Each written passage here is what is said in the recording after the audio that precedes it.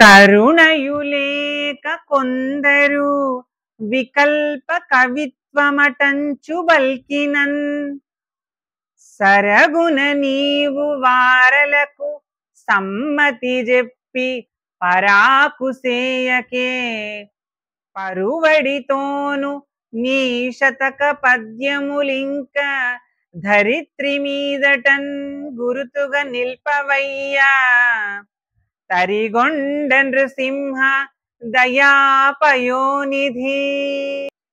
దయాసముద్రుడవై తరిగొండలో అవతరించిన శ్రీ లక్ష్మీ నృసింహదేవా, కొంతమంది పెద్దలు దయలేని వారే నా ఈ రచనను వికల్ప కవిత్వము అంటే కవిత్వం కాని కవిత్వము అని విమర్శిస్తున్నారు.